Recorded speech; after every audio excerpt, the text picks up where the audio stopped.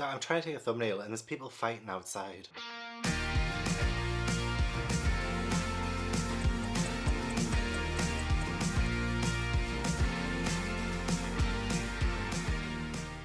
Right, okay, they've stopped fighting. Hi everyone, welcome or welcome back to How to Train Your Gavin. In this video, I will be starting Whole Cake Island for the first time. This will be part 1 of 3, which means I will be reading 26 chapters in this video, which will cover chapters 825 through to 850. I have a playlist down below for all of my One Piece videos so far. I also have a One Piece channel membership if you want to check that out for exclusive live shows and early access. Before getting to this arc, don't forget to leave this video a like if you enjoyed and subscribe if you haven't already for more One Piece.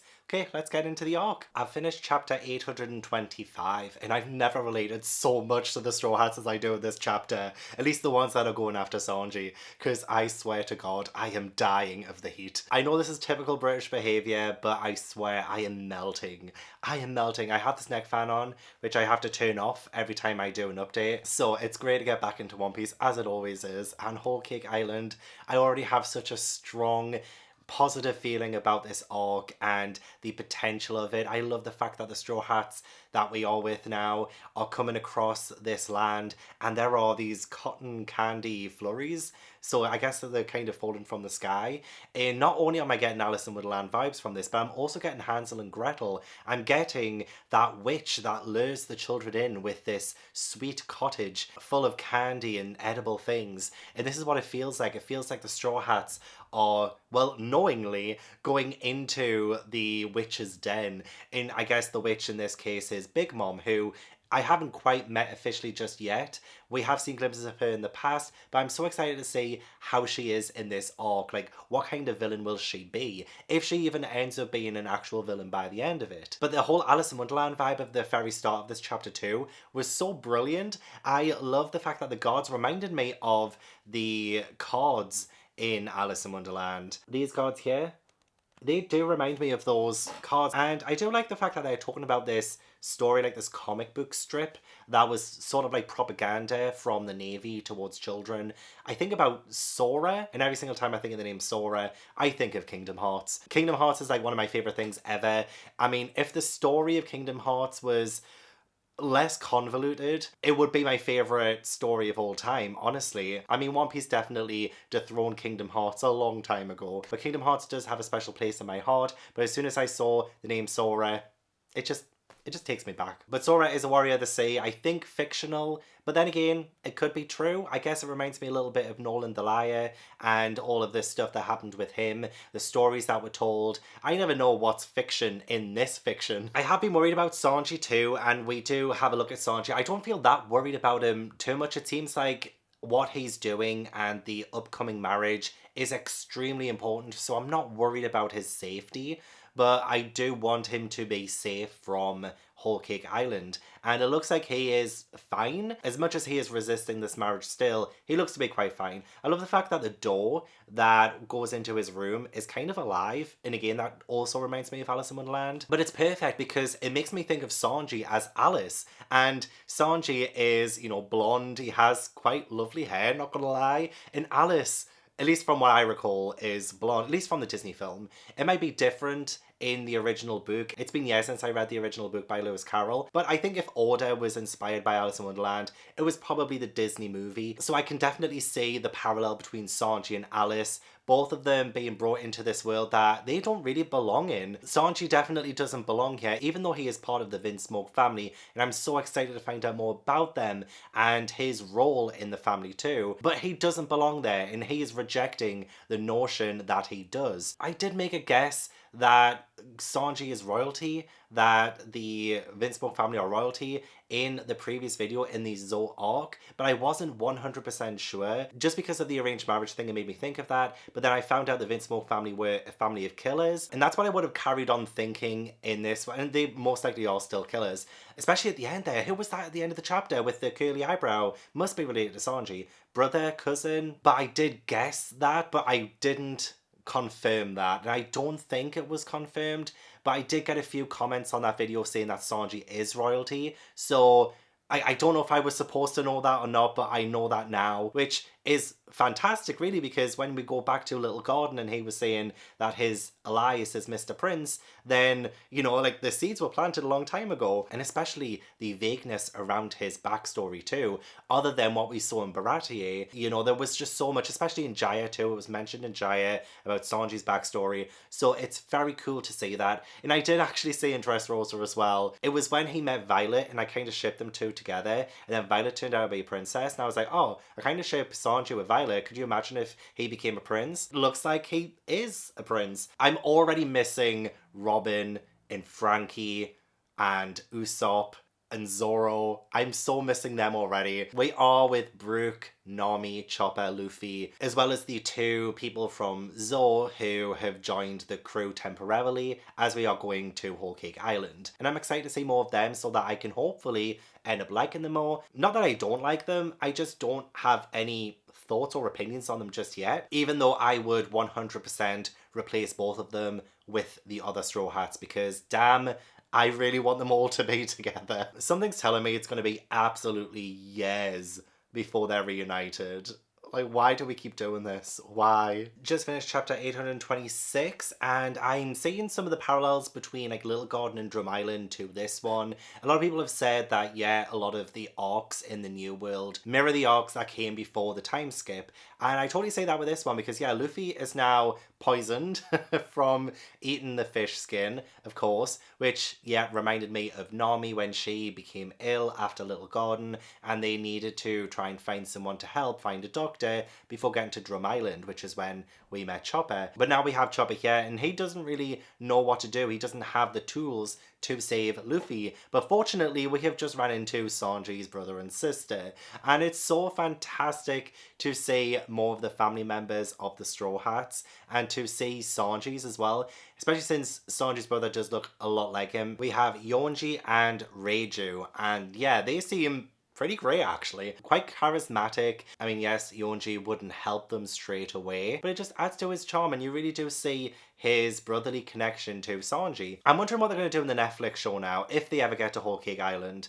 Because yeah, the whole twirly eyebrows thing is such a defining feature on Sanji, and apparently all of the Vince Smoke family, so what's going to be that distinguishing factor of the Vince Smoke family in the Netflix show? Who knows? But Yonji's introduction was fantastic. I love how he was like, oh, my connection to Sanji is a secret, and then somebody else just randomly shouts, that's obviously his brother.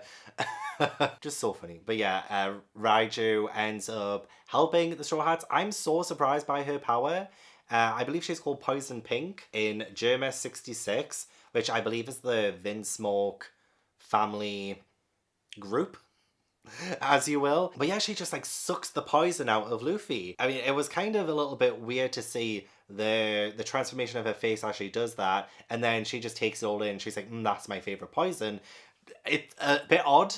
A little bit odd, but such a handy power. Like, honestly, thank God she's there. Could you imagine if she wasn't? The coincidences, but I'm not saying it's a bad thing. I'm glad that we don't have Luffy being out of action for half of the arc. It's best to get him healed really, really quickly. And if anything, it does show, again, the progression of the story and like how quickly things move compared to how things did before the time skip. It took a lot longer for Nami to find help and get better. I believe it took the entire Drum Island arc, whereas with Luffy, he was poisoned for not even a full chapter. Even though it's like two totally different instances, it's that quickness that we are now getting used to in the New World. It did say in this for definite that Vince Smoke is a royal dynasty and they still have a lot of influence and power. They say that they are still going to the Reverie. And yeah, it was revealed that the father is the one who changed the bounty poster as soon as they got smoke of him.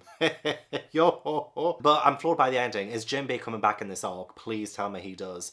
Because there was a fisherman at the end. I believe we've met this fisherman before. I cannot remember his name, but he seems quite familiar from the back. Just like with the whole trident thing in the hair. Can't remember the name, but they say that's right, absolutely certain. Straw Hat Luffy's on board and everything. So what's the plan, Jinbei? I'm like, please tell me Jinbei comes back on Whole Cake Island. I would love that. But I love the fact that both chapters ended like the first 2 chapters of Whole Cake Island, have already ended with so much intrigue. It's like it's building and building. I imagine not every chapter is going to be that way, otherwise it would be a bit too much. There's going to have to be like some kind of come down after a chapter at some point. But what a great first 2 chapters of Whole Cake Island. Guys, this could end up being my favourite arc if it keeps this up. I'm not even joking. Finished chapter 827 and finished volume 82.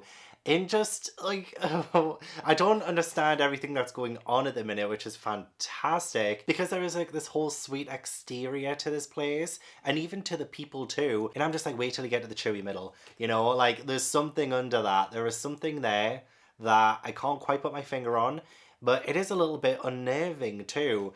Any place, and I don't know if it's maybe cynicism from being a human being and even just, you know, past arcs, but, you know, when you get somewhere, there's usually something not quite right, and there's something that is below surface level. And when you get somewhere like Whole Cake Island, where there's, you know, everything's made of sweets or candy or chocolate or biscuits, it's supposed to look good on the outside. It's supposed to entice you in and welcome you in, but it's actually not that good for you. I feel like this arc will be maybe, I mean, this is just a prediction, I think it might end up dealing with themes of indulgence and maybe restraint, because we all know that too many sugary goods can be very, very bad for you. And as we saw with Luffy and Chopper when they ate pretty much an entire cafe made of chocolate.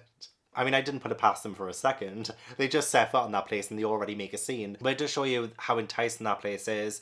And it may not be the best place for characters like Luffy and Chopper who have a lot of gluttony. Or at least like Luffy definitely does. I feel like Chopper to a lesser extent. But still, he looks up to Luffy. He's the youngest. He's very easily influenced. And if Luffy does something really cool, then Chopper's going to do that too, you know? There was mention at the start of this arc about how Big Mom wants this to be a place with no discrimination or anything like that. And I'm like, what's the catch? Because like that obviously sounds great. That sounds like the ideal world, the perfect world. But as we all know, a lot of the times when people say like, oh, this is going to be like a paradise, this is heaven on earth, this is like the Garden of Eden essentially, there's always something that drags it down. And especially after the end song, because yeah, it did seem to be sang like a song. There was loads of the musical notes and stuff, and just like, oh my god, I just love this so much. That whole like musical, sweet, positive, rainbow, sunshine, chocolate, candy, that whole side of it just seems so glorious. And yeah, like this is heaven on earth, this is the best place to be, everything's perfect. No, that's actually not the case. Even just like this line, is it strawberry jam or someone's blood? Either one is fine. I'm like, no, it's not though.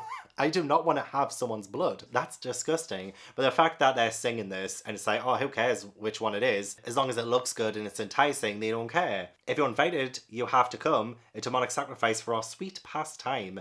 This is our beloved land of dreams. Toto land. And I'm just like, they're a bit fucked up. Like, they seem so sweet and lovely. Like, the rainbows talking, the clouds talking, sunflowers and daisies. It's just so much. It is so much. It's almost like the Queen of Hearts, how she seems to be this almost like a mother kind of figure in Alice in Wonderland to Alice when she first arrives and she's like lost. Even though the Queen of Hearts is always like off with their head, she still kind of takes Alice in a little bit before things obviously descend into chaos, which is the kind of feeling you get from Big Mom right now, because she is a lot more prevalent towards the end of this chapter. I mean, she's freaking terrifying there. Oh, I can't wait. He's here, you see. He is here. Straw Hat in that font, which usually indicates danger. But even just before that, like, she looks, other than the times when Oda draws her with all these shadows and she looks quite scary and menacing, but like, say just like a normal full panel here with her singing and she's with all of these singing things, she seems nice. She seems normal. And you know what as well? Charlotte Puddin', she seems really nice and normal too. And she saves them too after Luffy and Chopper eat the cafe. They're in trouble. They're in trouble, girl. Like, they've committed a crime of, what was it called again? Snackalism. But then Charlotte comes up, it's her cafe, she's the owner, and the only reason why she saved them is because she heard them say that her chocolate was too good to stop. And that compliment like really, really boosted her up. So she does end up saving them. She says that she hired them to do it. So like, that's all fine and well. But then as soon as Luffy says his name, she does seem to be a little bit, well, not exactly confused, but there is hesitation there. Like, she turns and she says, huh? So, like, I don't know if maybe she will change her attitude as soon as she knows about Luffy and the people who she's just welcomed into her half-eaten cafe. Because she is supposed to be getting married to Sanji, she's the daughter of Big Mom. So there is a conflict there, but these two sides don't know that they're conflicting yet. If that makes sense. Like, they don't know that they are up against one another, because obviously Luffy is not going to let this marriage happen because he wants Sanji back on his crew. He doesn't want to give Sanji up. It looks like Charlotte is so happy about this marriage because when someone says to her, hey, congrats on the marriage, she is like so happy about it. So it's like they are going to take away her happiness. So, like, there is a definite conflict there, and I'm excited to see, like, how that unfolds between them, especially since Charlotte does seem so lovely and so nice. But she could change like that, you know, it's happened before. I honestly need to say this animated, because it does feel so Disney with the whole, like, musical number at the end there. I was, like, feeling myself, like, also singing along, you know, it's quite catchy in my head. One other thing I wanted to note as well is that Pedro from Zoe, he is recognized by someone, and I don't know if that's going to be important later on or not, so I want to keep that in the back of my mind. But Pedro does like quickly shut it down. Pedro says he's sightseeing. Don't tell anyone. Of course, it's not to see you again. I am wondering if that will come back to bite him in the bum. Happy to finish volume 82 though and start volume 83. I think chapter 828 restored all of the love that I had lost for Sanji over the past few arcs. I think it's just all come back to me now, and I can't tell you how happy I am about that, because I swear I do not want to dislike any of the Straw Hats, and I have complicated feelings towards Sanji. I don't hate him, I don't dislike him either,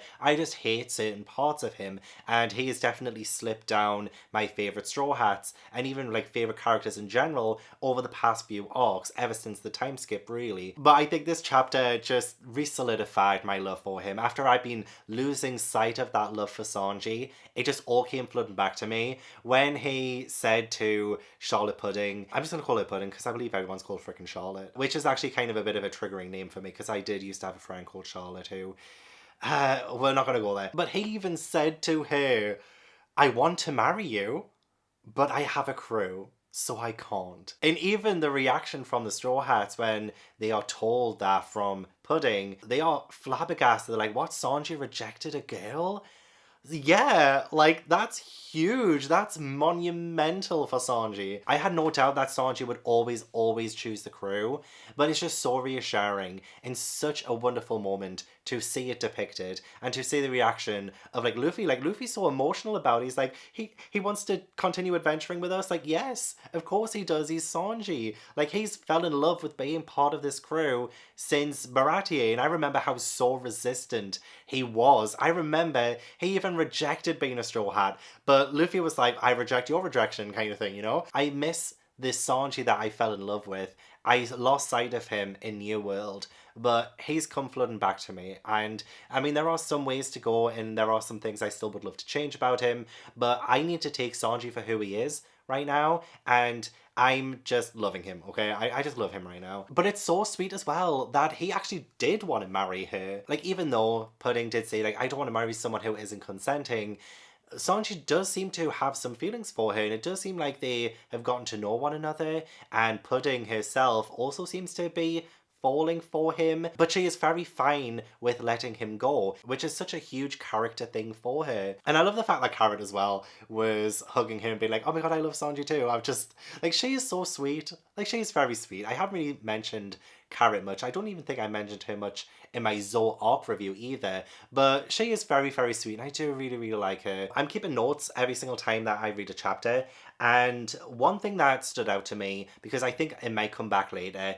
is that Pudding said something about an older sister going off to find love herself and like leaving the confines of Whole Cake Island and stuff, and the only person I can think of is Lola, because I remember in Thriller Bark she kept giving marriage proposals and like she was so desperate for love. But also there was a moment, I think in the first chapter of Whole Cake Island, which I didn't mention because it seems like every single time, even though I write notes, I talk about each chapter as I finish them, there's always something I don't mention that I regret not mentioning. But Sanji sees someone who he even says, oh, she looks familiar.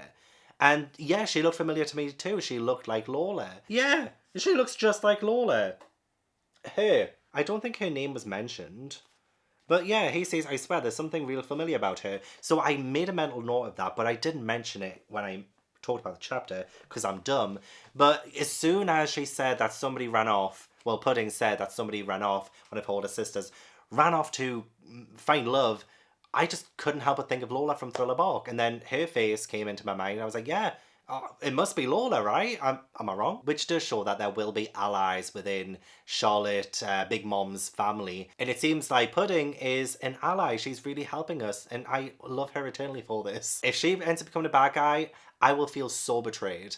So betrayed. But also the fact that Big Mom has 85 kids. Kids have like different fathers and things, but I'm just like, 85 kids. And I don't know the amount of time a pregnancy happens. I remember Ace's took a long time, but that was because his mother was forcing the baby to stay inside. But I'm wondering like how long it takes for the children to be born, and she had to have been an adult hopefully when she started having these kids, so she must be over 100 years old, right?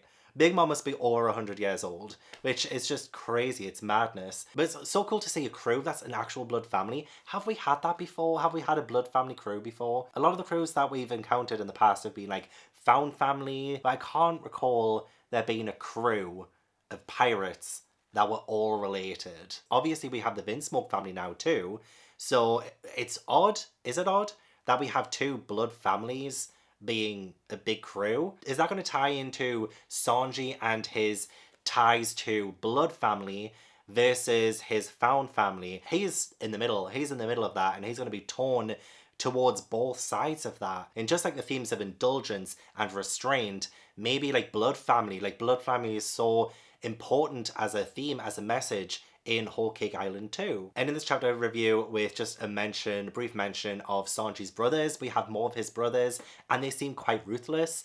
They seem to be quite different to one another too, from the first one that we met a few chapters back and his sister.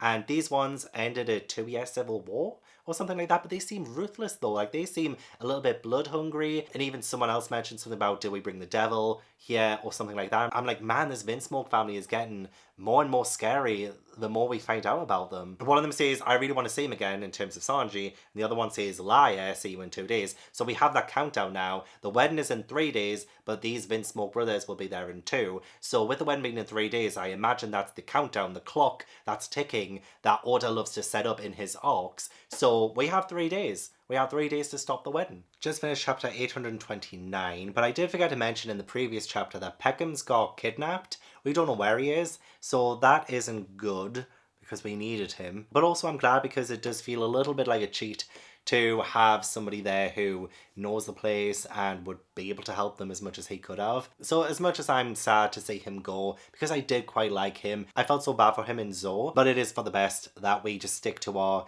Sanji retrieval team. I don't know if I have the utmost faith in the Sanji retrieval team, to be quite honest.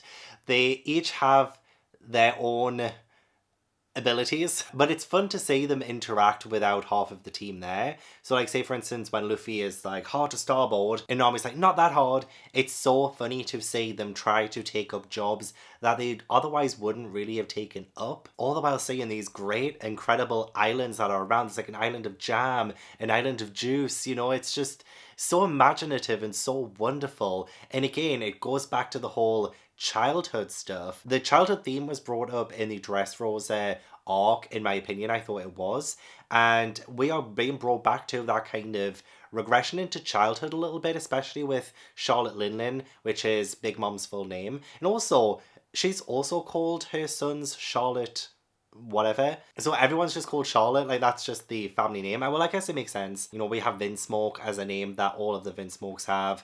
So I guess all of them have Charlotte as a name for Big Mom's family. So it does make sense, but I just found that interesting. But Big Mom's hunger pangs and her craving and her demanding and needing a specific sweet treat. It's like a toddler throwing a tantrum, and then in you throw all of these sweets and candy and chocolate and all of this.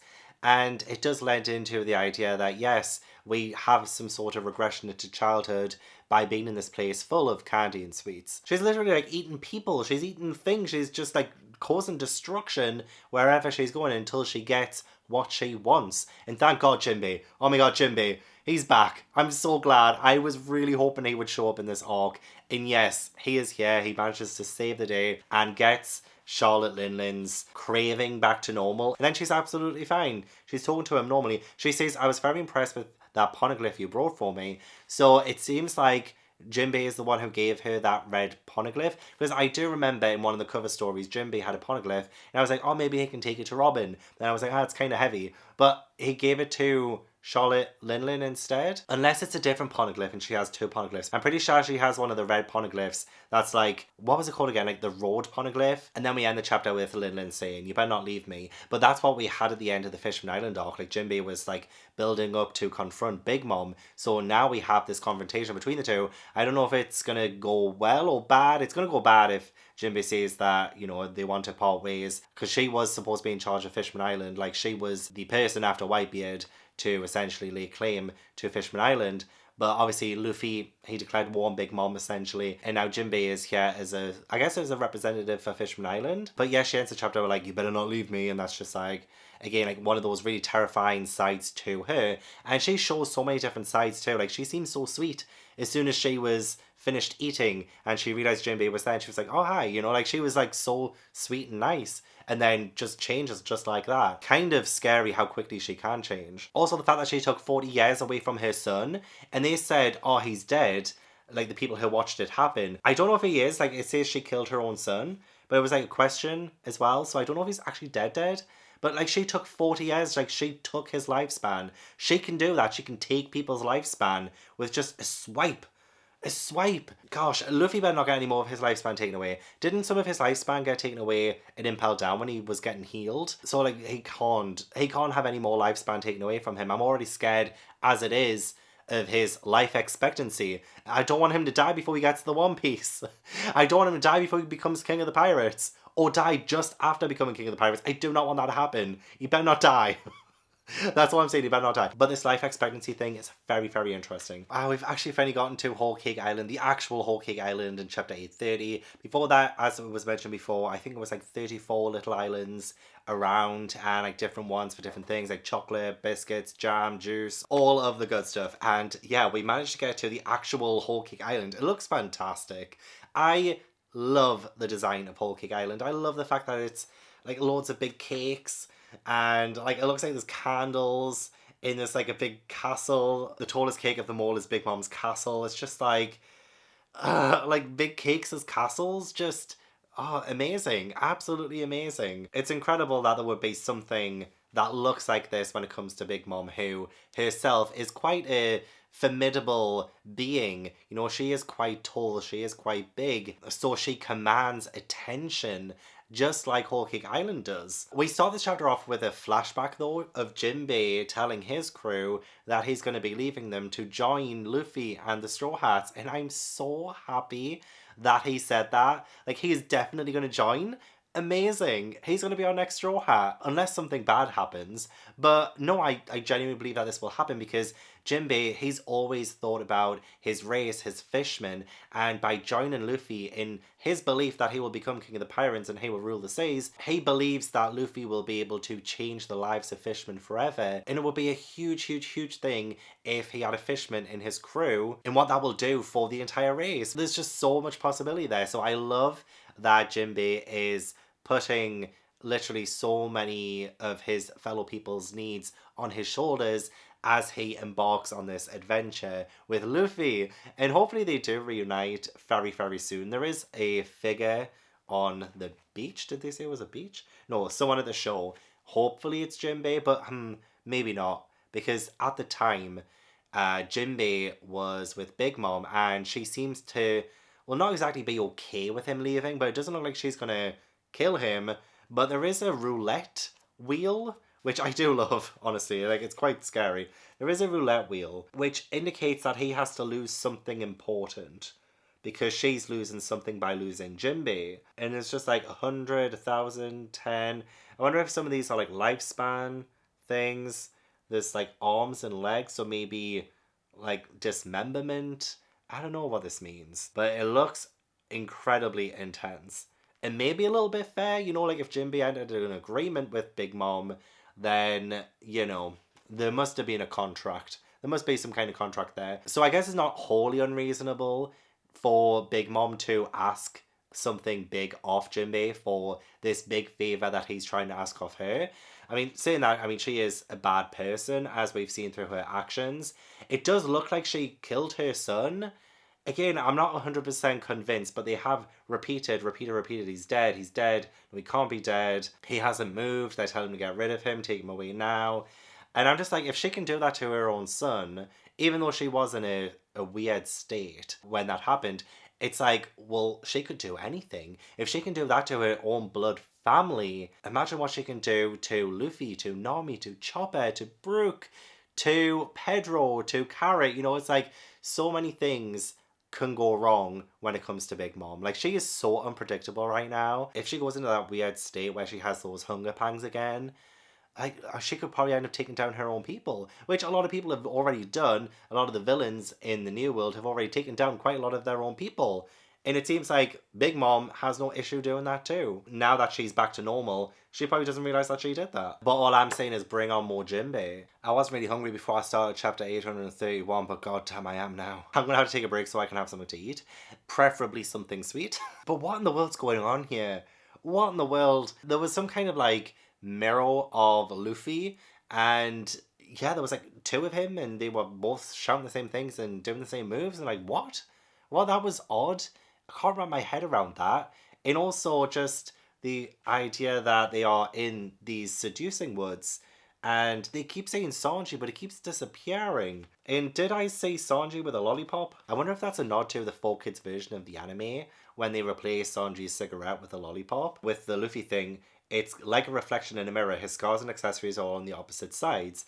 So I'm wondering, yeah, like, is this some kind of mirror dimension that they've kind of fallen into? Because it does seem really weird and mind-boggling, and they seem to be going around in circles a little bit, and they're getting lost. There's a big crocodile as well with a hat, just randomly too. Okay. And it's just odd. It is so odd. It definitely gives me Wonderland vibes, though. Definitely gives me Wonderland vibes. Especially when there's like this big head that's stuck in the ground and it wants some apple juice from the apple juice fall. Oh my god, again, brilliant. Love that idea. Oh, can you just imagine a waterfall of Prosecco, for instance? Or my favourite red wine. Oh my god. I definitely need to have some food and drink after this chapter. But knowing my luck, I'll end up getting hungry and thirsty again during the next chapter. But the Forest of Sweets did look so appetizing to begin with. But as I've said before, you know, sometimes when you see things, and especially like with sweets, looks can be deceiving. Or you can have too much of it and it can be really bad for you. Yeah, there was like this... Is it a rat or a rabbit? It's funny that we have some kind of like animal creature things that can talk, because it goes back to the Zoo arc a little bit too, where we did have a lot of humanoid creatures that could talk. So it's like blending the two together. So yeah, oh no, it's a rabbit. Sorry, it's a rabbit. I was just paying attention to that panel, but you can see a lot better there that it has rabbit ears. So that is a rabbit that's fighting them. But I don't know what's going on with this mirror Luffy thing and the Sanji that keeps disappearing. I've just finished chapter 832 and I'm a little bit worried about Vinsmoke Judge. Fantastic to finally meet Sanji's birth father. Sanji has renounced him as a dad. I don't want this to be another detrimental... Okay, no, that's right. He has renounced his father as his father. So we have a proper messy family relationship here.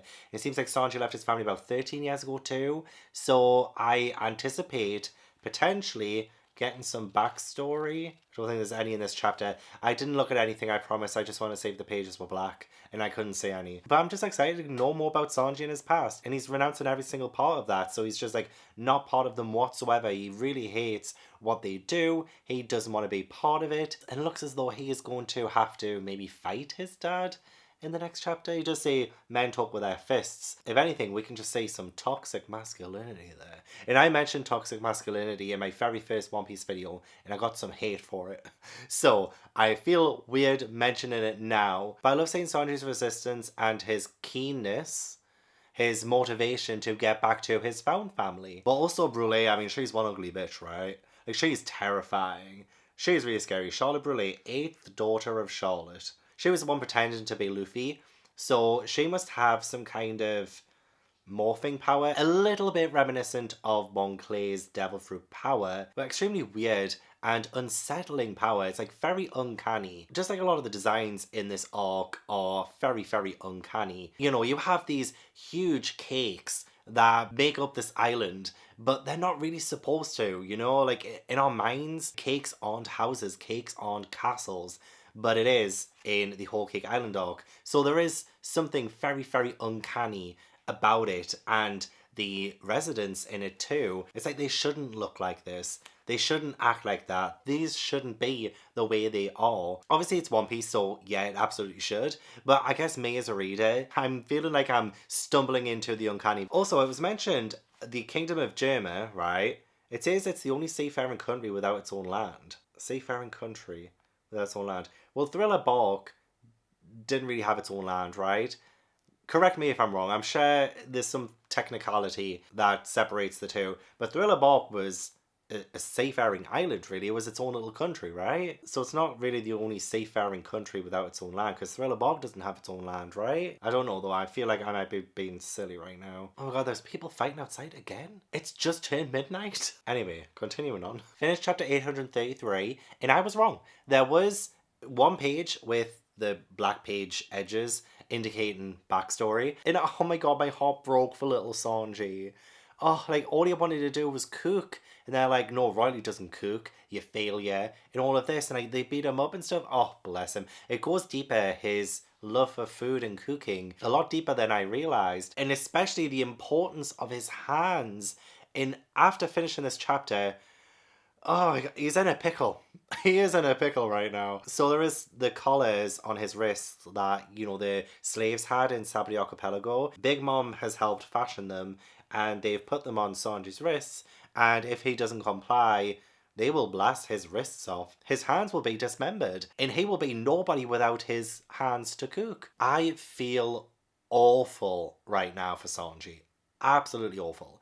He first has to fight his dad, who Sanji even says many a time, watch what you claim about being someone's father. And it is a little bit jarring for Judge to say, you're my son, stuff like that, just for him to turn around by the end of the chapter saying, I had a failure, you are my sacrifice, Sanji. I have not changed my opinion in the least. I do not think of you as my son. So it seems like Judge is using Sanji for this alliance between Big Mom and the Vinsmokes, so that Vinsmoke Judge has the power, the backing of Big Mom for him to take over the North Blue, which was where Sanji was from. And yeah, he's treating Sanji as if he is just some worthless possession to hand off to someone else for his own gain. Which again, like, even though Sanji is saying, like, you're not my father, like, just to hear that coming from Judge is just so devastating. He is a terrible father. But like, as a blood father, and I can see why Sanji has renounced him as his father. Just so awful. It's just like such an awful thing for Sanji have to have gone through, because he doesn't deserve that. And little Sanji, because he was so proud and so happy that he made something, that he cooked something, just for his family to turn around and treat him that way. Oh, it's so awful. I love that Sanji keeps to his morals as he's fighting, whereas Judge uses really dirty tactics to get one over on Sanji. And Sanji's like, my hands exist to cook. As long as I'm not turning you into food, I will not be using my hands at all, much less any blades. I'm a leg specialist. And even though Judge does overpower him and win the battle, Sanji is still true to himself, which is something that obviously Judge and the Vinsmoke family never allowed him to do. Now obviously I do relate to that, so my sympathies, my emotions really do go out to Sanji right now. I just feel awful for him. Chapter 834 is so trippy. It's definitely feeling a little nonsensical. I mean, obviously there's going to be explanations to things, whether it's like devil fruit stuff, but yeah, there's some things that are quite nonsensical that really do remind me of Wonderland. First thing I don't understand, Jinbei, people are saying that he rejected Big Mom's compensation for him to leave, so that means he is staying under Big Mom, I think. There's got to be way more to it than that. But again, that's the first confusing thing that I can't explain right now. The next thing is that Big Mom commissioned Caesar to do the gigantification stuff on those kids so that she can hopefully one day use that process to gigantify her family. So she wants her own family to get bigger. Again, just like Alice in Wonderland, with the whole eat me, and then Alice grows like so tall. It's just like that too. But Caesar's shitting himself because he's like, well, this is kind of impossible. Like, he took all of the funding from Big Mom for all this time, and he has no results really for it. Even though she's built a lab for him, it's not going to happen. You know what? I do feel a little bit bad for Caesar a little bit, I'm not gonna lie. How bad is that? How bad is it that I feel bad for Caesar? He just wants to live his life with his booze and his women, and he's getting asked to do these impossible things. So yeah, I need to take a good long look at myself in the mirror. But you know, Caesar's in a situation not dissimilar to Sanji, to be honest. Sanji is trapped because of the things on his wrist, whereas Caesar, he's also trapped because he doesn't have his heart right now. And also, where is he supposed to go if he tries to escape? Like, you know, he's quite alone in the world. I'm not trying to justify feeling bad for Caesar, okay? I'm not trying to justify it. That's what I seem to be doing. And then the last thing that is like super confusing, the ending. There are multiple fake Sanjis and Namis and Choppers. This forest thing, the Seduction Woods, is seriously messing with my mind, which is fantastic because that is definitely the point, but like it's way too late for me to try and wrap my head around. So I want to read one more chapter tonight, see if there's a little bit more explanation to stuff. And if not, then I'm going to be having really weird dreams tonight. Oh, and also, before I move on as well, but Capone, he shot Peckham's, and Peckham's has fallen into shock-infested waters. Is he dead? Is Big Mom's son dead, who she probably killed, probably didn't, because again, there's a lot of fake-out deaths in One Piece. So, like, is Peckham's dead? What? I feel so bad for him. There is no logical way for Peckham's to get out of that situation that won't end up being super convenient, and I'll just end up rolling my eyes at. Even though I don't want him to die, there's part of me that's thinking there's going to be a ship that's going to randomly come by and save him, even though there isn't a ship anywhere near the cliff edge where he is right now, just all those sharks.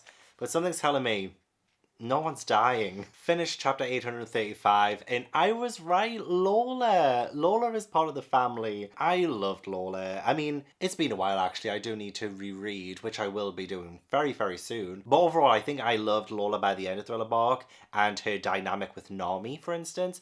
And even Nami at the end, when she says Lola, it's like, yes, yes. I don't think Lola will be appearing in this arc. That would probably be a little bit convenient, but I honestly would love to see her again. I wouldn't rule it out. I'm definitely going to go to bed after this though. I feel like I've just taken so much on and I should probably go to sleep. Especially since we saw more of Brulee's powers and she had the mirror fruit. Like what? Like, so she's trapped Carrot and I think maybe Chopper now in the mirror that she has. She's also able to use it as a, well, kind of a deflection, but she's able to, I'm just gonna let her explain. Like, I do get the gist of her powers, but trying to explain things is just so hard for me sometimes. But she said, like, she's got reflection. Just like a mirror reflects the light that hits it, it will also reflect back any punches that land on it. So it is like, it deflects things. But yeah, Carrot's punch came right out the mirror. And now Carrot is in Mirror World. And then Nami has to escape, so Chopper stays back to try and stop her. We have Monster Chopper. But she says as well that Big Mom isn't just satisfied with just all the races. She's a collector of freaks. So I wonder if Big Mom will take a liking to Chopper. She better not lay a finger on him. I will cut a bitch. Also, we did start off the chapter with this random soul thing, which I didn't know what it was at the time or the whole concept of it, but the residents there are given an option between life or leave. And they choose life and they take something from them. And I was like, what is that? What is it they're taking? But it is like life. It is life force, essentially. Big Mom has the power of the soul fruit. People who live here slowly give away their life 2 months of every year. And then Big Mom has been spreading it throughout like Whole Cake Island. And that's how like the trees are alive and the rainbow is alive, essentially. And you know, it's just so odd.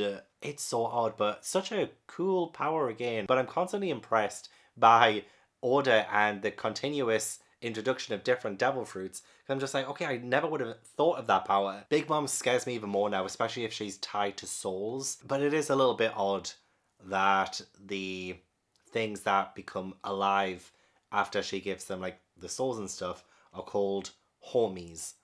They're called homies.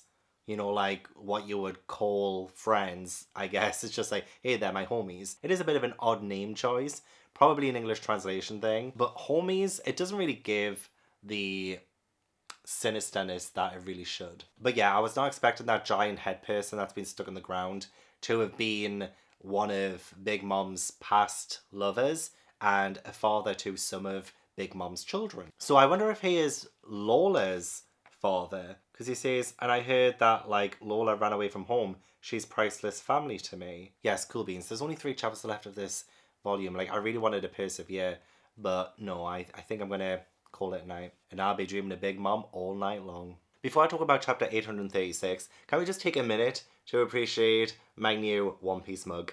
Someone left a comment in one of my previous videos about there being an Ace, Sabo, and Luffy mug where it's a heat changer mug, so Ace appears out of the flames once you start putting like the hot water in or hot milk or whatever.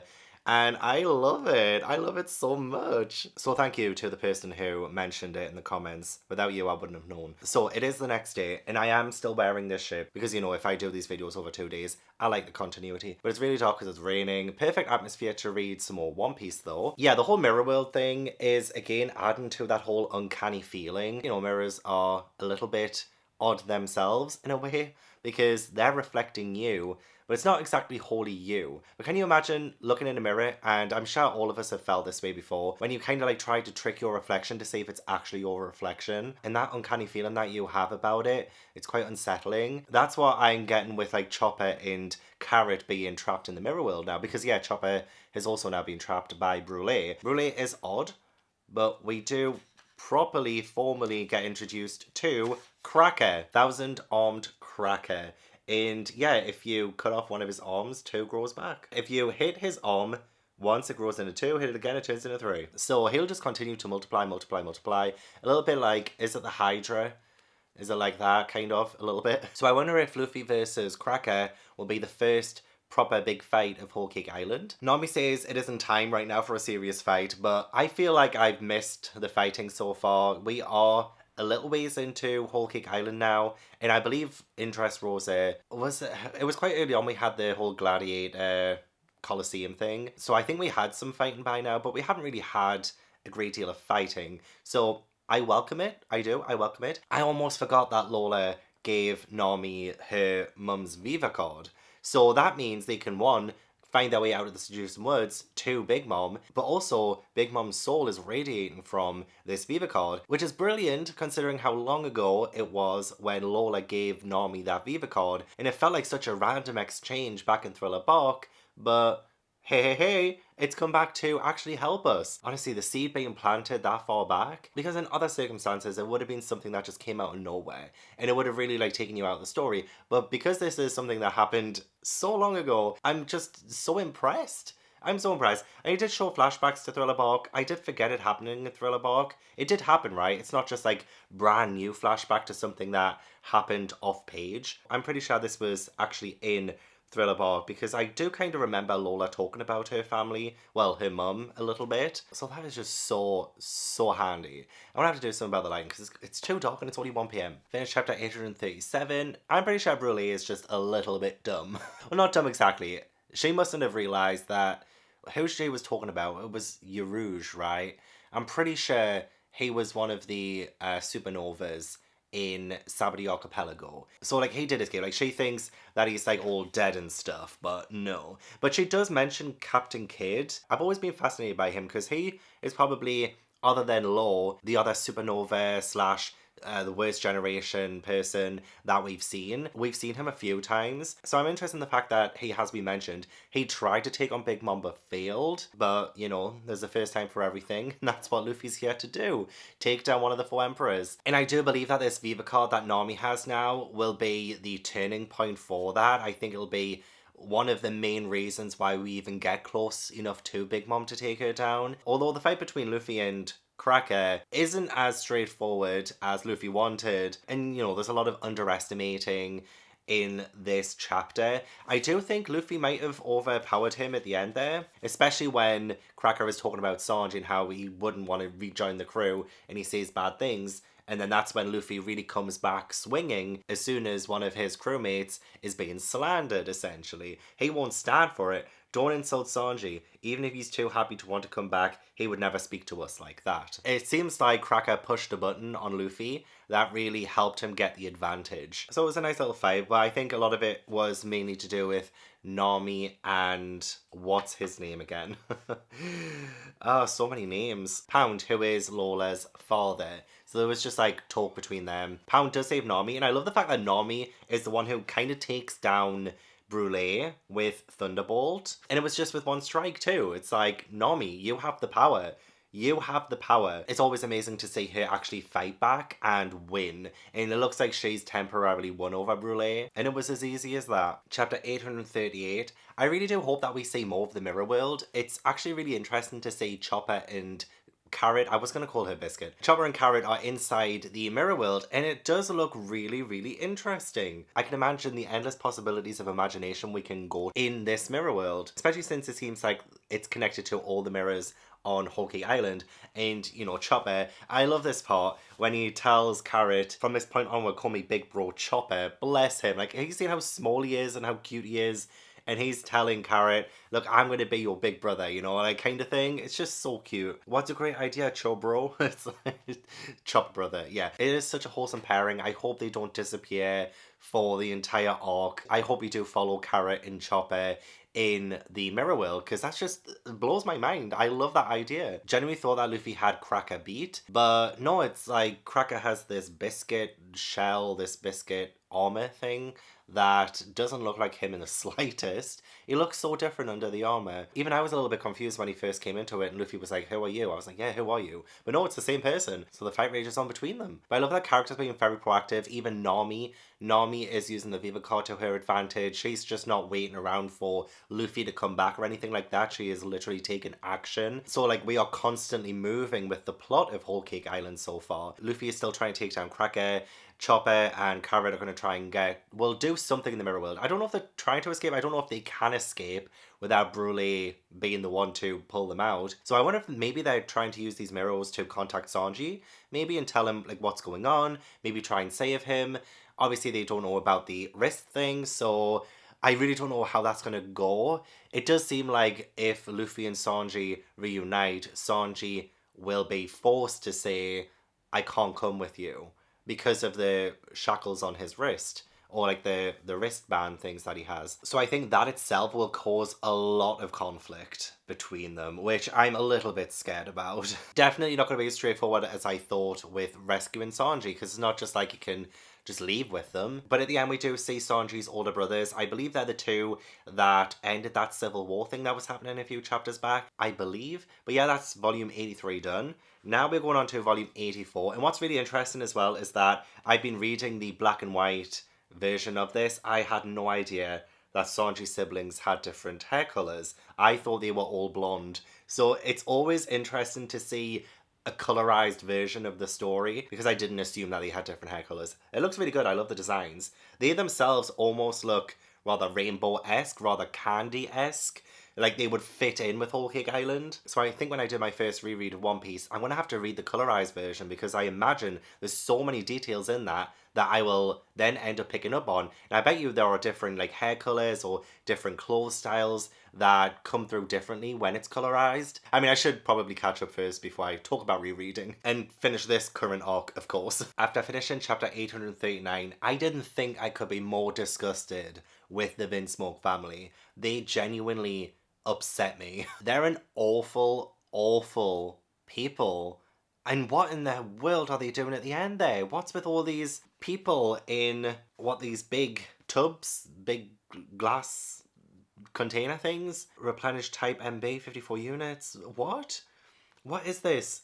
Are they like building some kind of army? But that wasn't the thing that disgusted me the most. It was the whole thing that they were saying with Sanji, and like they're eating food, and obviously Sanji is somebody who respects food and knows the worth of food, and he hates to see it wasted. And yet his brother, which one was it as well? I should remember his name, but again, there's so many names. I think it's Niji. I think he's the one I hate the most. The way he talks about this really great food that's before him, but then calling the head chef Cassette in throwing the food at her. So obviously the chivalrous side of Sanji doesn't come from the family because they're very fine with abusing, well, at least he is, like the other brother.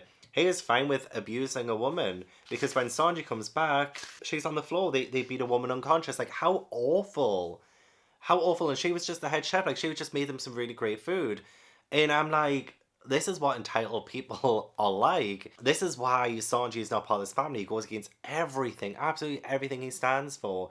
And when he says to Chef Zeph, back in Baratier, I owe you my life, it's like the life he showed Sanji is so different to what he would have had under the Vinsmokes. And I'm like, yeah, he actually did save his life. I cannot imagine if Sanji had never escaped the Vinsmokes and he was still with them. Like, could you imagine a lot of the inner turmoil of him, or if they would have eventually brainwashed him into thinking like them? So it's a really good job that he did end up leaving the Vinsmokes, because he would also probably be this horrible, nasty prick. But then Judge has a photo of Zeph and he knows about Zeph, and now he's threatening Zeph in Baratier if Sanji doesn't comply. So there's just even more stacked on top of Sanji to force him forward with this wedding, forcing him to reject the Straw Hats, and he's gonna get some shit from Zoro.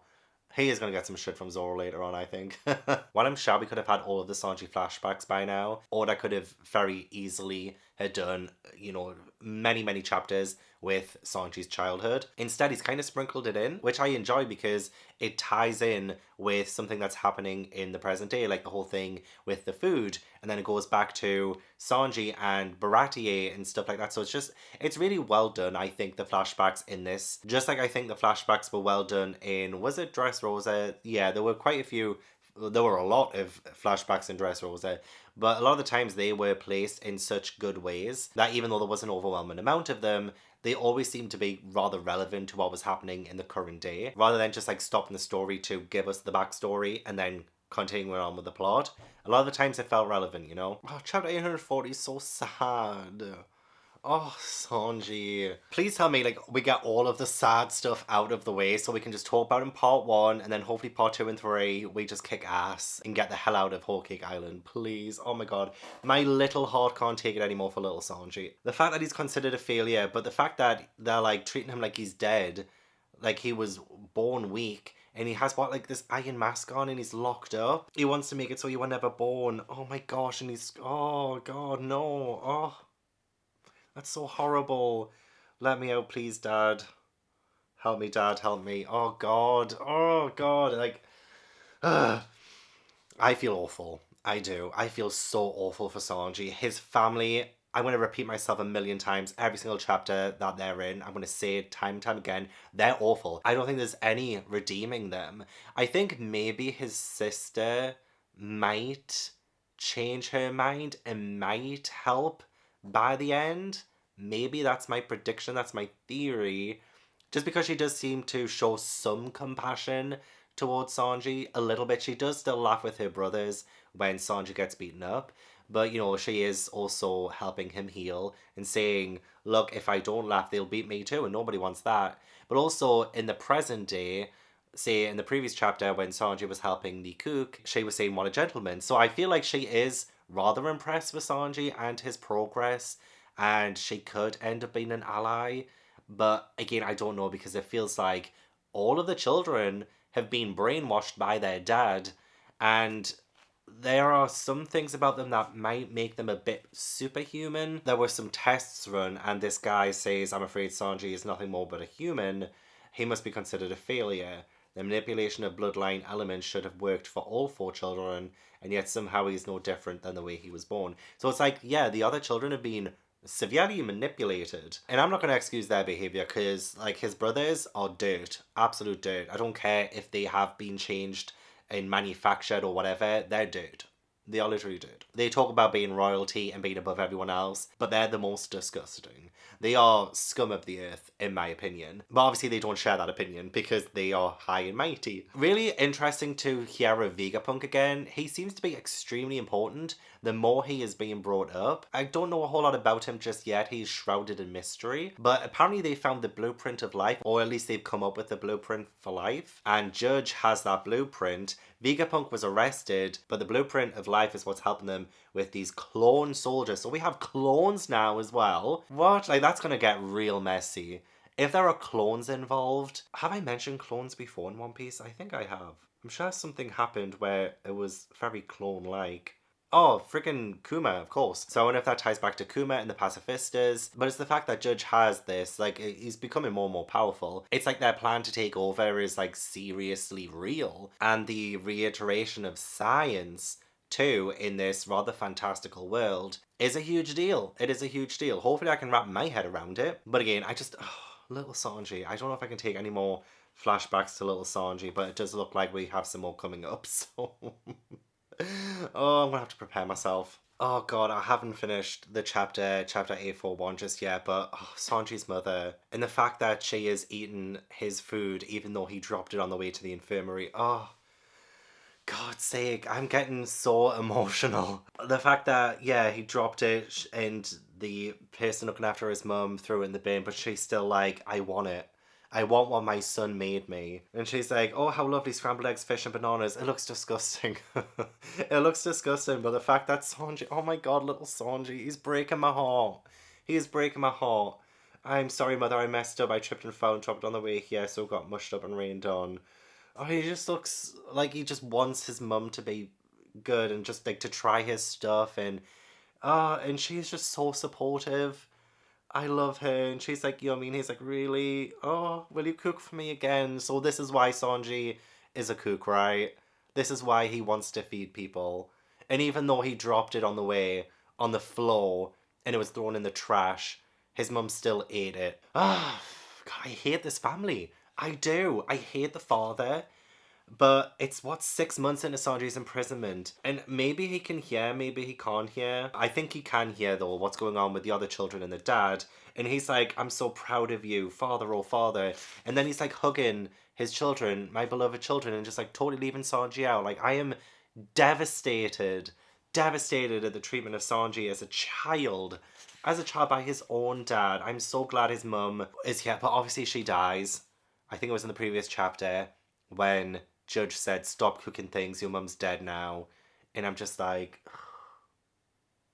I can't do it. Oh, don't tell me they beat Sanji up again. Father wishes Sanji was dead. You mean if he really does die, father will be happy, and then they beat him up? Oh my god. My god, these children are demons. They're little devils. Okay, let me get back to reading, because oh my god, I just want to talk about his mother. I'm just so gutted.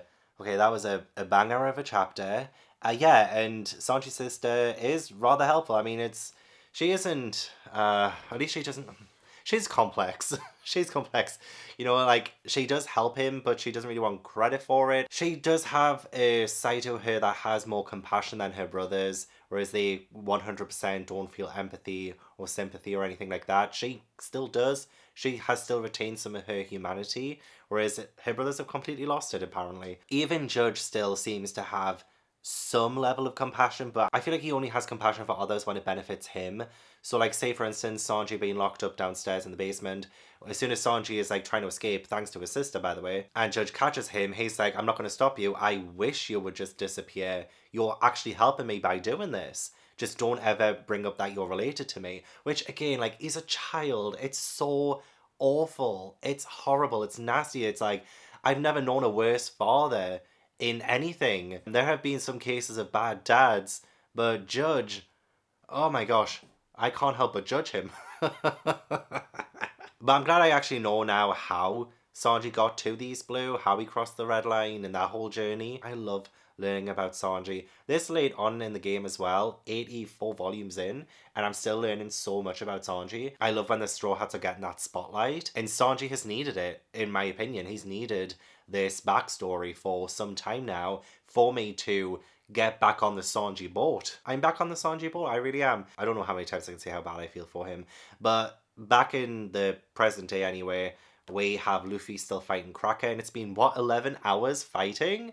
And honestly, I love that, because the amount of times we've heard of people fighting for days and days and days, and it's pretty cool to see Luffy fighting for so long. I mean, I'm sure he has fought people in the past that long, but this is an 11-hour fight, and he is eating the biscuit soldier things that Cracker is making, and Luffy's just like eating them all up. It's just hilarious as well. It's like such a serious fight because, as Luffy said, when do I never take a fight seriously or whatever like that, whatever he said. But he's still eating the biscuit soldiers. Eat until you burst, fool. I don't think Luffy will burst from eating. He's Luffy. He's almost like Scooby and Shaggy from Scooby-Doo. They have like an infinite appetite and they can take on so much. They might expand and get bigger for a little bit, but you know, it's all going in his mouth. He's gonna eat anything that comes his way. Oh my god, like what a great end of the chapter 842. But before I talk about that chapter, I love the cover title page for chapter 843. That looks awesome. Anyway, the power of a full stomach. This is what the power of a full stomach can do. Yeah, so much about eating food, ties with Sanji, chef, cooking, you know, it's great how so much of, even like a random fight like this can still be so relevant to the themes of the arc. And I think he has just blasted him away to the ends of the New World, which is actually amazing. And I hope he actually has done that. It does end on that cliffhanger there. But yeah, the fact that we have a Gear 4 Luffy who is huge is amazing. He looks so funny and so cool. It seems like he's missing his scar though. Yeah, like his scar's gone. I wonder if that happens when his body expands, his scar goes missing? Okay. It's still awesome though, and I really enjoyed the fight. Especially since Nami does really help with it too. She is using the Viva card to kind of control the homies, which is so weird to say out loud. She's been using the rain to soften the biscuits so that Luffy can eat them and easily like digest them. So the Nami and Luffy pairing, freaking amazing. Amazing. I love it. Just show you that Nami can still hold her own. She is like obviously using her own like skills and manipulation for the homies by calling them her soldiers. And then when they say my soldiers, she thinks we belong to her now. And then she turns around with a Viva card. And they're like, what? We're sorry. It's so funny. I love that Luffy as well reached his limit. But then he went beyond his limit again for Sanji. He says, fine, I'm coming, Sanji, I don't even care anymore. So he continues and continues and continues, pushes past his eating abilities, which I didn't think we had a limit, but he is pushing himself for Sanji. I believe this is also where Sanji learns his chivalry from Zeph, but this doesn't really hit as hard as the reason why he wanted to be a chef in the first place. Like, if anything, it still doesn't make sense to me. You know, as Chef Seth just says that it's just been the rules since the age of dinosaurs. If you ever set foot off the path of a proper man, then I'll cut off your balls and slit my own throat. So I guess that's why Sanji won't hit a woman. That doesn't make sense to me. It's an archaic argument that I just don't think stuck the landing with this flashback. If it had been more with like, maybe if Sanji had accidentally hurt a woman too much and maybe he felt guilt and regret over that and now he can't do it because of his own actions from back then. And it could have been like an innocent woman as well. Like he could have accidentally hurt an innocent woman. Then I would have understood the chivalrous side of it.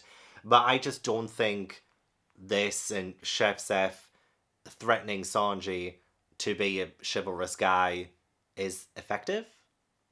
It's probably my first criticism of this arc. So please don't hate me too much for it. I just don't say the argument. Oh no. Oh no. Chapter 843. Ah, the words hurt, Sanji. The words hurt. I know you're saying that because you want to protect Luffy and the crew. You have no choice in the matter, but it still hurts. Poor Luffy, he doesn't understand. And he's not going to understand, is he? It's Luffy.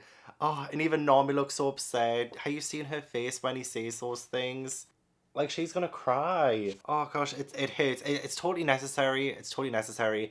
I usually don't like when something like this happens. It has happened before in things I've read, things I've watched, where somebody has to reject someone they actually love and say horrible, nasty things in order to keep them away. I don't love that kind of storytelling choice. But it seems fine to me in this, mainly because I can understand Sanji's predicament so much. His wrists are on the line. His ability to cook is on the line. Zeph is on the line. And you know how much he loves Zeph? There is so much at stake for Sanji. So yeah, I don't understand how he would be able to push Luffy and Nami away and keep them safe, really. Like, that's what he's doing. He's trying to keep them safe. And he's also trying to keep the Vinsmokes away from Luffy and Nami, which is why at the end he says, let me deal with them. And the next chapter is called Luffy versus Sanji. No, I don't want them to fight. But I understand it'll be because Sanji wants the Vinsmokes well away from the Straw Hats. So I get it. but it still hurts. So I'm not looking forward to seeing this fight. It's going to tear me apart. It's not going to be like the Zoro versus Luffy fight in Whiskey Peak, because that one was just so random.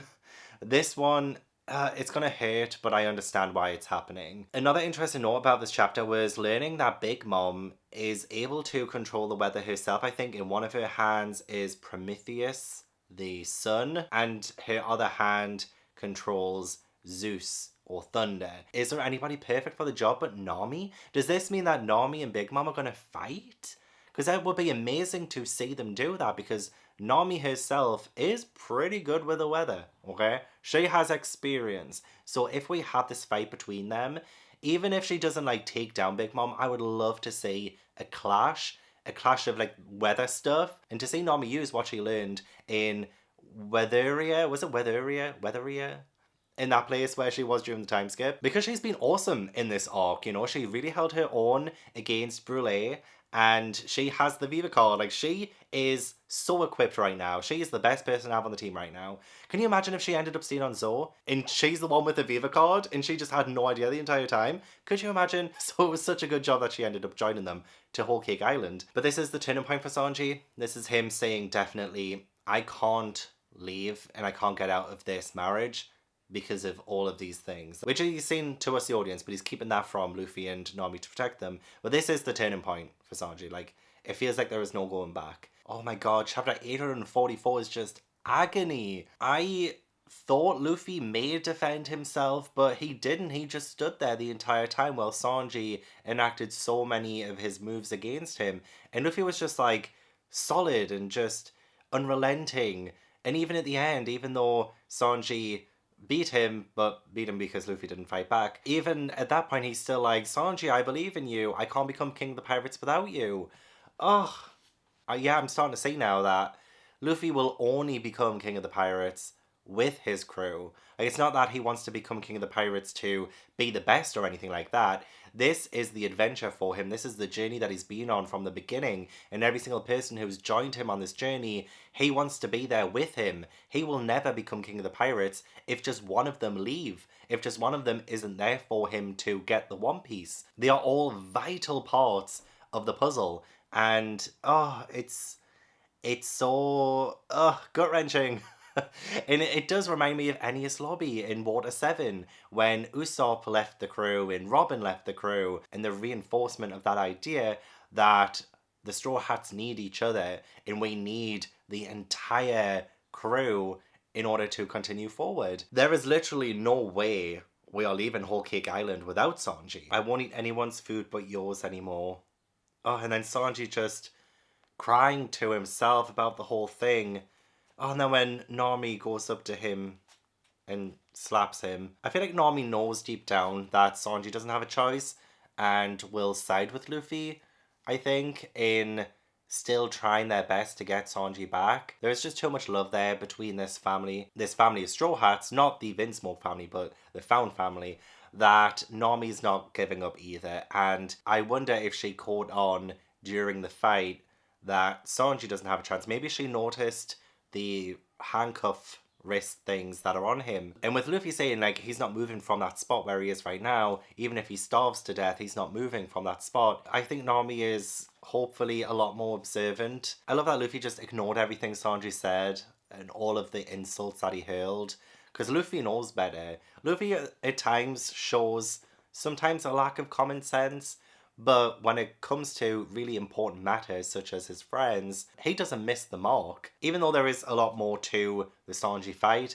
that maybe Luffy hasn't clocked on just yet, the sentiment is still there. That Luffy's not giving up on Sanji, as much as Sanji tried so hard there to push Luffy and Nami away. Oh, but just brutal, absolutely brutal. It hurt to read this, just like it hurt to read the Usopp versus Luffy fight in Water 7. That hurt me so much to see them fighting. And that was Usopp's desperate need to keep the Going Merry in the crew. And he was thinking that Luffy was giving up on her. And here we have Luffy standing his ground, not giving up on Sanji. There's just so many parallels, almost like a mirror, like we have the whole mirror world thing in this arc too. There is a mirror that is being brought up against the arcs that came before, and just casting them in a different light. And I really love the nods to that. Yeah, this arc has turned out to be just as heartbreaking as Enies Lobby was. And I mentioned in the previous arc video that I think Whole Cake Island will be like Sanji's Enies Lobby was for Robin. I can totally see that. I can totally see that, especially since Robin as well pushed the Straw Hats away when they tried to rescue her from CP9. And we have the same kind of thing here too with Sanji and the Vinsmokes and Big Mom's family. But it's Luffy's reaction to it all that's really breaking my heart. And Big Mom's army is on their way to Luffy right now. And even Nami's like, you can't take on this army. But Luffy's like, but I made a promise to Sanji, I can't move from here. I'm just like, oh my god. He really is the best guy. The best guy, like loyal to a fault. He can't move because what if Sanji does come back? Which he won't.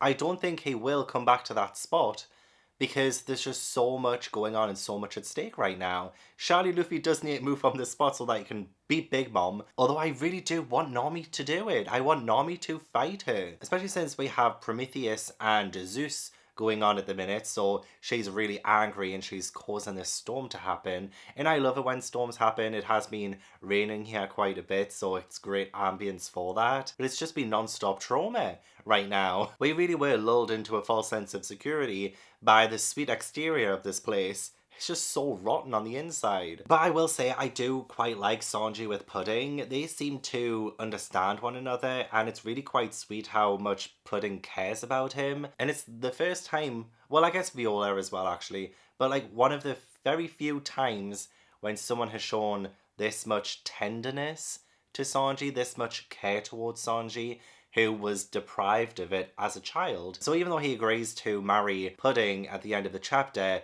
again, I feel like because there is just no choice to it, at least this has become something that he can grasp and something that isn't wholly against his will. I do still want this wedding to stop. I do not want this to happen. I need Sanji to rejoin the Straw Hats, but it's nice to know that he does seem to have a kind of ally in Pudding. And he seems to be able to trust her quite a bit to tell her everything that the Vinsmokes have said. And the wedding too, tomorrow?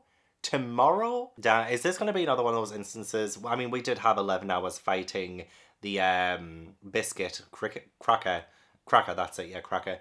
We did have 11 hours fighting Cracker, which is already, I think, longer than the Dressrosa arc itself. Because Dressrosa happened in a day, right? And this is already like taking more time. So it's interesting that, isn't it? That Luffy managed to take down Doflamingo in a day. And the time of passage in this arc is definitely slowed down a little bit, which can again add to that uncanny feeling. Okay, I finished chapter 846 and I have a sneaky suspicion that Big Mom has something up her sleeve. Because she's being unreasonably reasonable and she keeps mentioning this wedding cake. And it's just that repetition of wedding cake, not just in this chapter, but like chapters and chapters and chapters ago too, she would mention this wedding cake. Like, it just seems like, and I know she has a sweet tooth, I know she can go into a rage if she doesn't have her treats, but like, she is just so adamant on this wedding cake. And I'm starting to get the impression that she's probably poisoned it. Like, she's an emperor. Does she really need the Vinsmokes? I don't think so. I feel like she's gonna end up betraying them. By this time tomorrow, I'll have Germa's military power at my disposal and we'll all be tucking into a very delicious wedding cake. But very is in bold. I don't know, there's something unsettling about that. Something's unsettling about that. It just seems like it's something that's gonna be poisoned or something. That's just my thought. I might be wrong. It was great of Sanji to even have the, okay, well, should I say courage to ask Big Mom to let the Straw Hats go? Because it could have went one or two ways. Unfortunately, went in his favour, but that's why I think Big Mom has something up her sleeve. So grateful we went back to Brook and Pedro for a second too, because again, I almost forgot they were here. But Brook, he overhears them talking about the poneglyphs, and Big Mom has 3 of them. She has 1 road poneglyph and 2 regular poneglyphs. So I did wonder if she had more than 1 because, yeah, Jinbei did bring 1 for her. So I'm very, very interested by this side storyline that we have. We have the main one with Sanji and Luffy and Nami trying to get him back, but then we also have Brook and Pedro. So the poneglyph stuff, very interested in. It is the mystery I am the most intrigued about, even though I am looking forward to the most of seeing Sanji getting rescued and getting away from here. And if Big Mom does betray the Vinsmokes, then maybe this is Sanji's opportunity to escape. But it's going to be a little bit emotional now because it does seem like he might care for Pudding too. maybe. It's very hard to gauge exactly how certain people feel when they are being forced to do something.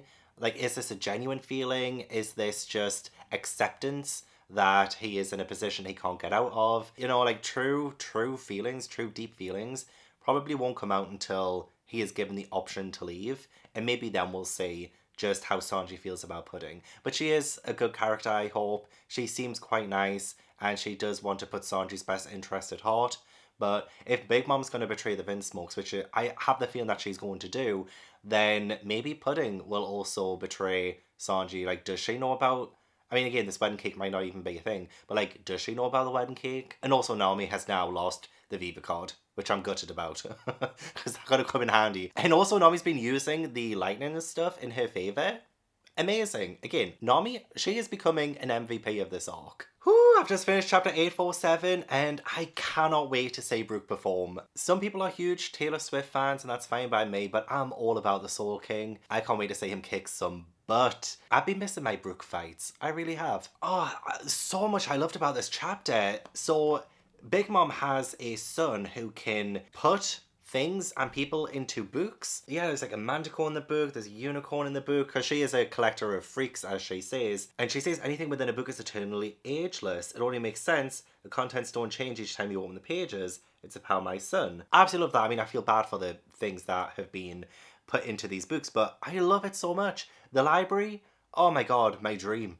My dream. I mean, it's awful that they're all trapped in these books and things, but freaking awesome at the same time. She also mentions a centaur from Punk Hazard. I believe we met a centaur in Punk Hazard, so I wonder if it's the same person slash hybrid. I believe we did anyway. I remember mentioning something about a centaur. I remember there being something about that. Anyway, yeah, Luffy and Army locked up, jailed. I love the transponder snail for Big Mom. It literally looks like Big Mom.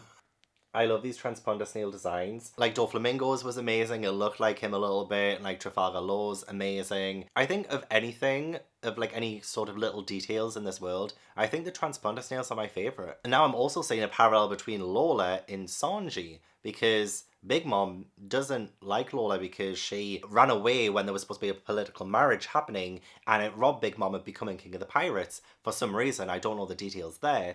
But yeah, Lola escaped.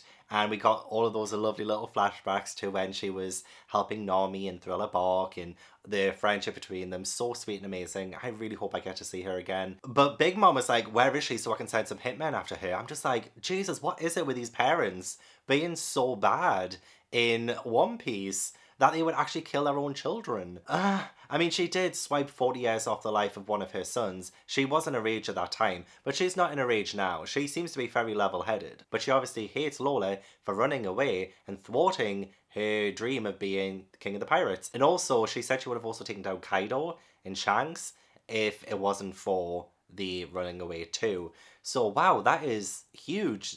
Huge. And I'm just like, how though? How is it her marrying someone, Lola marrying someone, would have meant that Big Mom could have done that? Like, who was she supposed to marry? Do we find out? Is this going to be forever a mystery? Because I don't understand like how all of that would have connected the dots and gotten her the One Piece, you know? But everyone is pretty much caught, apart from Brook, because Pedro has been sighted, but Brook is the only one out of all of the people on our side who isn't caught yet. So Luffy and Army are jailed, Chopper and Carrot are stuck in the mirror world with Brule, and Pedro has been spotted. So like, Brook, it's up to you. It's up to you now, Soul King. Come and give us a show. Wait, what did Puddin just whisper to Nami and Luffy at the end of chapter 848? What? Why do I get the feeling that she is gonna do something really drastic? She's like crying at the end. What? What is she gonna do? And even though she's saying as well, like, oh, Sanji proposed to me, and they're like, what? She's like, don't worry, it's gonna be fine. I'm gonna say no, like, we're not gonna get married. What is your plan? Please don't do anything drastic. Please don't do anything that will hurt you, because, like, I really do care for Pudding now. Like, I don't think she will betray them. I had these feelings and these doubts, and I also have doubts about that wedding cake now, because Big Mom was saying, like, how much she wanted to have the wedding cake herself. So maybe it's not poison, but who knows at this point. But I genuinely don't think Pudding's going to betray them. I don't think so. She seems too good a person, which is so reassuring considering a lot of Big Mom's family are awful, you know, but Lola and Pudding seem So great. I would love for a reunion between Lola and Pudding. Sanji might now end up getting his heart broken. He is gonna try and do what's best for Pudding. So he's like, Pudding, oh my sweet little pudding cup, I'm gonna make you happy. So yeah, he's managed to, in his mind, save the Straw Hats. So now all he can do right now is to make the best of his situation. So I feel like whatever Pudding's decided, Sanji is going to get hurt a little bit by it, maybe. I freaking loved, I think my favourite part of this entire chapter though, was Soul King. Oh, Brooke, I totally, yes. Because again, like Big Mom has imbued all these different things and like these chess pieces and stuff like that with souls in order to like animate them. And Brooke is the Soul King. So, like, this is, like, the perfect fight for him. I totally forgot about that, even though I mentioned Soul King before. But, like, his powers just continue to impress and surprise me. So, this is perfect. I love this panel so much. It looks so amazing. Your lazy slapped on little souls cannot stay on their feet in the presence of my soul scream. Oh, oh my gosh, I cannot wait to see more of Brook in this arc now. Oh, he was the perfect person to come along with. Oh, see, I was wondering like why we split up the Straw Hats the way we did, but it seems like Nami with the Viva card and Brook with his Soul King powers, and I guess like Chopper and Carrot are like the perfect duo, you know? So hopefully they're okay. And obviously Luffy so that he can, you know, take ass and kick names, you know? Finished volume 84, and now we're going on to a couple of chapters of volume 85. Oh shit, chapter 849. Are we gonna have a Brook and Big Mom face off already? It feels a little bit early to be fighting the Emperor of the Sea, and especially when it's Brook versus Big Mom. It's like Brook on his own, but who knows, he could surprise me. But he was in the middle of copying the poneglyphs, so I'm just like, come on, we wanted this. We need these poneglyph markings for Robin. Just ignore Big Mom, continue what you're doing, Brook. Although it does look like Big Mom is very interested in Brook, in the sense that she sees him as one of the freaks that she can put into one of her books, probably. But now that I've been reminded that Brook is the Soul King, he probably would be able to take on Big Mom. Might not be able to defeat her easily or at all, I don't know, but like he could take her on. I feel like he's got the abilities. Poor Pedro as well. He's already had 50 years taken off his life, so he doesn't think he's gonna go back to Zou alive. Damn, I was not expecting that. Raiju is also injured. How? I do not know. She looks like she's dying. So that's intense. We are definitely ramping up the intensity of this arc. We had like quite a lot of emotion previously, but now it's like, okay, we're getting some like fights, we're getting some intense brutality coming into it now. Oh my god, I love the crocodile's name. I think this is the first time I've seen it, but Aristocroc. Perfect. Chopper has managed to save Carrot, although I don't understand how Broly didn't realise that she made the frog become... I don't understand that part. How there was the whole bait and switch with a real Carrot not actually being the one that's being loaded into the pot. I don't understand how Broly let that happen or how she didn't notice that, but I digress. Chopper and Carrot are safe, I think. I think they still need to escape the mirror world, but it looks like they've really defeated Brûlée and her lackeys. So that is like really, really cool. Like this panel of Chopper with the Aristocroc. Oh, powerful. I am excited for Chopper and Carrot to reunite with everyone now that they possibly can. Forgot to mention in a previous chapter too that Big Mom has this treasure chest thing from Fishman Island and she's planning on opening it on the wedding. But I don't know what this chest is, what it's supposed to do. Is it a bomb? I don't know. But that also seems like it's going to be intense. Adds to the drama, adds to the intensity of what could potentially go wrong during this wedding. It's going to be the wedding of the century. I can feel it in my bones. Yo ho ho ho. Fuck, what? Oh, I'm so stupid. Oh. Chapter 850, man. Oh, I'm a fool. We've all been fooled. Pudding. Oh, I was a little bit up and down with her, but I think by the time we last spoke, I was totally on board with Pudding, and I was like, oh, maybe her and Sochi can be sweethearts, and obviously not. As soon as I turned this page and saw her with the 3 eyes, oh, may marry that stupid thug. Oh god, I was shocked. Shocked. Oh my god. My theory that Big Mom will betray the Vinsmokes was correct. The entire Vinsmoke family will be put to death. I did theorize that something's going to happen. I think she was going to betray them. But why would Pudding tell Reiju? I mean, obviously, Pudding must beat Ryuju senseless, since we did see her very injured at the end of the previous chapter. But like, you're just letting the enemy go after telling her the plan? That's a bit dumb. Like, that's very pantomime. So I don't know if I love the fact that this happened. Like, it feels a little bit silly that, you know, obviously she's turned out to be a villain. I love the reveal, but why is she telling Raiju that?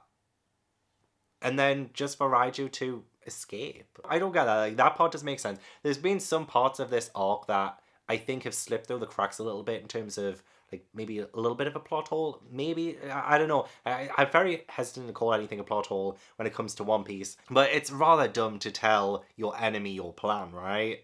Like, okay. But I freaking loved the revelation. The revelation itself floored me. I am shooketh. I genuinely thought by the end there that Pudding would be on our side. It was that little back and forth there that Oda was doing, making me trust Pudding for a second. Like, I even thought she would take her own life. That's how much I ended up thinking she was on our side. But obviously that's not the case.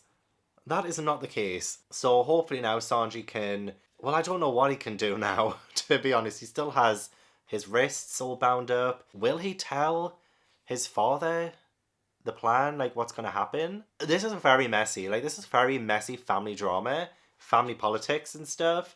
I don't even know what to say. I just, oh my god, I'm floored. Poor Luffy as well, trying to rip his arms off to escape. Oh, Puddin betraying us. It hurts. It really hurts. And poor Sanji as well. He was making her some food and he was really going to try and commit to it. And then just like that, you can't help but feel bad for the guy. Even though I've said throughout this video about like appearances and things on the outside being sweet and rotten on the inside, there are times when even I say something but my brain doesn't click.